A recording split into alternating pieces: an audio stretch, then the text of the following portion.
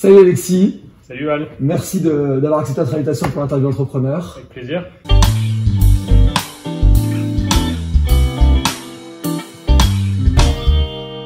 Tu es venu là pour nous parler de Greenly. Oui. Qu'est-ce que Greenly?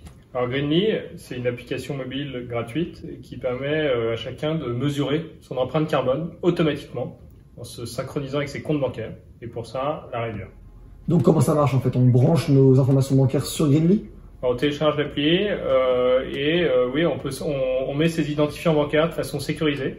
Et là, on récupère une copie de chaque transaction bancaire et on comprend le produit sous-jacent.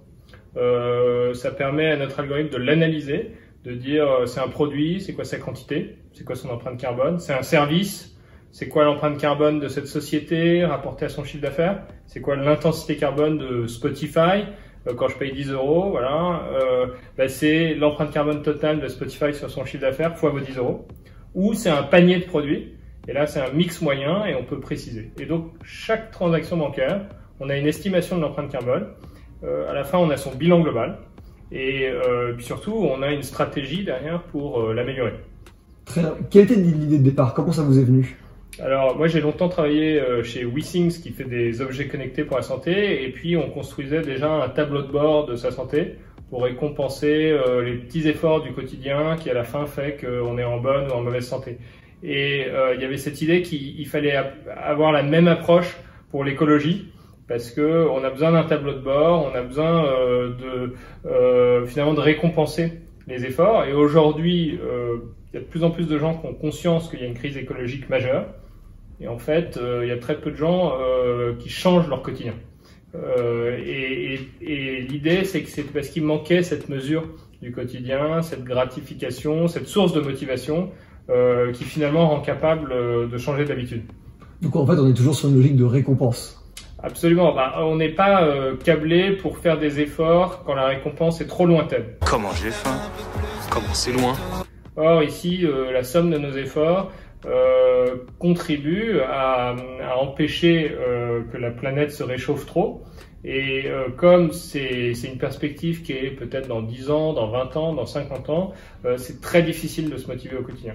Donc il faut être capable de dire tout de suite à quelqu'un, voilà, avec cette information, tu sais si ce que tu fais est aligné à tes valeurs ou non. Et donc la récompense, elle doit être immédiate. Elle peut être par la mesure, je vois que je m'améliore, j'améliore mon impact, je réduis mon empreinte carbone. Elle peut être sociale, je fais ça avec des amis, on est d'accord, on se compare. Elle peut même être financière, donc je vais acheter chez certaines enseignes éco-responsables. Nous, on forme des partenariats, l'utilisateur récupère de l'argent, comme un peu des points de fidélité.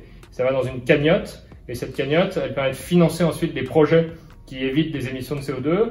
Quel est votre business model? Comment vous réussissez à vous rémunérer avec ça? Voilà. Alors, on a un business model auprès du grand public, on est très transparent dessus. On récupère une commission sur ces points de fidélité, ce cashback. Donc, vous allez chez Naturalia, vous achetez bio, ça a un meilleur impact que le non bio sur l'environnement. Vous dépensez 50 €. Vous, utilisateur, vous récupérez 1 €. Donc c'est 2% de cashback et nous, on prend une commission là-dessus. Après, on a un deuxième modèle, c'est que ce faisant, on a appris à vraiment analyser une transaction bancaire. Donc vous, à chaque fois que vous faites un paiement, il y a le fournisseur, il y a le type d'achat, il y a la date, il y a le code postal.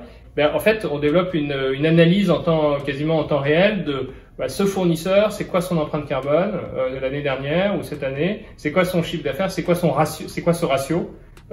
Et ça, finalement, on est connecté à des tas de sources de données en temps réel et on peut dire ça de n'importe quel paiement, on peut estimer l'empreinte carbone comme ça. Donc, vous pouvez les comparer et après les trier en fait. Voilà. Alors d'abord, on peut dire si vous avez le choix entre 5 services de streaming vidéo musical, c'est quoi le meilleur? C'est en termes de carbone. Et ça, en fait, ça marche dans notre application mobile. Mais nous, on veut mettre cette information partout où il y a du paiement. Et donc ça veut dire que les clients, c'est pas seulement les gens qui utilisent notre application mobile, c'est les banques. Ça peut être Apple avec Apple Pay.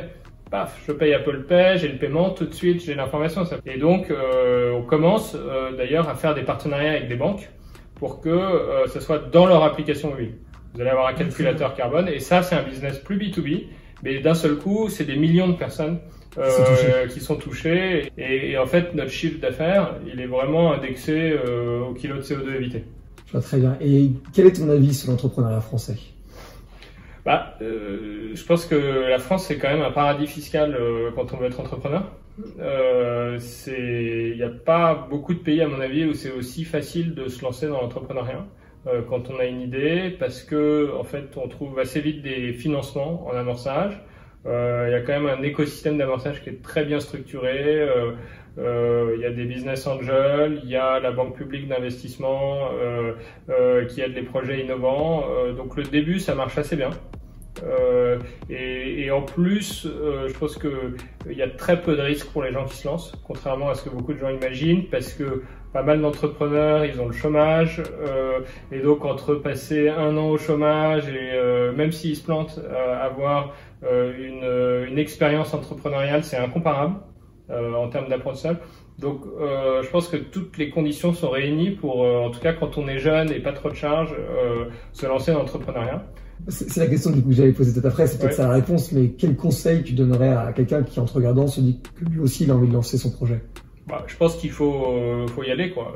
Évidemment, il faut avoir un peu le luxe de pas être, d'avoir une relative sécurité financière à court terme.